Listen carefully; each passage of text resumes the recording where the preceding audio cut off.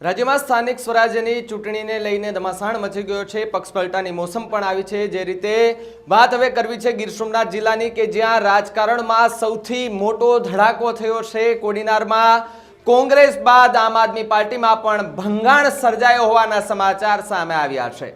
નમસ્કાર, આપ જોઈ રહ્યા છો ન્યૂઝરૂમ ગુજરાત અને આપની સાથે હું છું ભાવિક।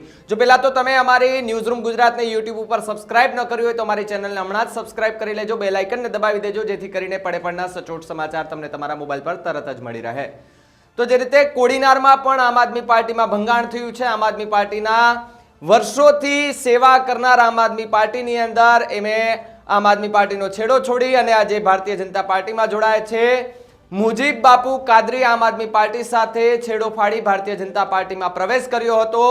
કોડીનાર નગરપાલિકા ચૂંટણીમાં જીન પ્લોટ વોર્ડ નંબર 4 માં આમ આદમી પાર્ટીના ઉમેદવાર તેમજ અલ હબીબી ફાઉન્ડેશનના પ્રમુખ સૈયદ મુજીબ બાપુ કાદરી, પૂર્વ સાંસદ જુનાગઢ દિનુભાઈ સોલંકી તેમજ પૂર્વ પ્રમુખ કોડીનાર નગરપાલિકા શિવાભાઈ સોલંકીની ઉપસ્થિતિમાં ભારતીય જનતા પાર્ટીનો ખેસ પહેરાવીને પાર્ટીમાં આવકાર્યા હતા। તો બીજી તરફ નગરપાલિકા ચૂંટણી પહેલા જ કોંગ્રેસમાં અને આમ આદમી પાર્ટીમાં ભડાકા થતા જોવા મળ્યા છે, જેમાં કોંગ્રેસના 4 ઉમેદવારો અને આમ આદમી પાર્ટીના 1 ઉમેદવાર ભારતીય જનતા પાર્ટીમાં જોડાતાની સાથે જ ગીર સોમનાથનું રાજકારણ ગરમાયું છે। જેમાં કોડીનારના ભાજપના પૂર્વ પ્રમુખ ભાઈ ભગુભાઈ પરમાર તથા સૈયદ અવેશ બાપુ કાદરી તથા ભાજપના શહેર પ્રમુખ હરિકાકા વિટલાણી તેમજ હાલના ભાજપ સાથે જોડાયેલા સંજર બાપુ કાદરીની હાજરીમાં મુજીબ બાપુ કાદરીને શિવાભાઈ સોલંકી દ્વારા ભાજપનો ખેસ પહેરાવવામાં આવ્યો હતો। 2 દિવસ પૂર્વે પણ કોડીનારમાંથી કોંગ્રેસમાં સંજર બાપુ કાદરી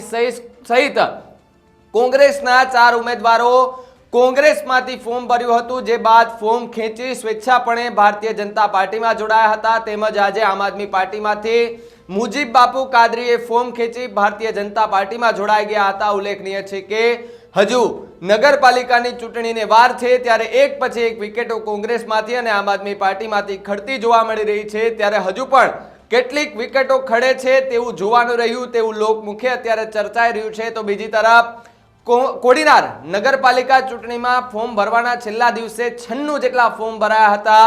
ફોર્મ ભરવાના અંતિમ દિવસે ફોર્મ ભરવામાં ઘસારો જોવા મળ્યો હતો।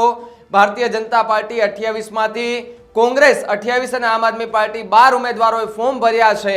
કોડીનાર નગરપાલિકાની ચૂંટણીમાં ભાજપ અને કોંગ્રેસની સાથે આમ આદમી પાર્ટીએ ચૂંટણીમાં ઝુકાવતા ત્રિપાંખીયો ચૂંટણી જંગ થવાના એંધાણ દેખાઈ રહ્યા છે। ત્યારે ભાજપના પૂર્વ સાંસદ દિનુભાઈ સોલંકીના નેતૃત્વમાં વિકાસના મુદ્દે ફરી એક વખત નગરપાલિકા કબજે કરવા અને કોંગ્રેસ ભાજપનું વિજય રથ રોકવા મેદાનમાં ઉતરશે। ત્યારે ફોર્મ ચકાસણી અને ફોર્મ પરત ખેંચાયા બાદ ચૂંટણી ચિત્ર સ્પષ્ટ થયા બાદ ભર શિયાળામાં કોડીનાર નગરપાલિકાની ચૂંટણીનો ગરમાવો આવશે તેવું લોકમુખે ચર્ચાઈ રહ્યું છે। ત્યારે સૌરાષ્ટ્રનું એ રાજકારણ ત્યારે ખૂબ ગરમાઈ રહ્યું છે અને ગીર સોમનાથના રાજકારણમાં સૌથી મોટો ધડાકો થયો છે કે જ્યાં કોડીનારમાં કોંગ્રેસ બાદ આમ આદમી પાર્ટીમાં ભંગાણ થયું છે।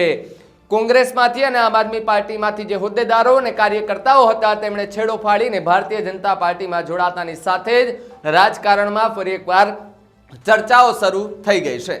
આ મુદ્દે તમારું શું માનવું છે એમને કમેન્ટ કરીને ખાસ જણાવજો। તો આવા જ વધુ સમાચાર માટે આપ જોતા રહો ન્યૂઝરૂમ ગુજરાત। નમસ્કાર।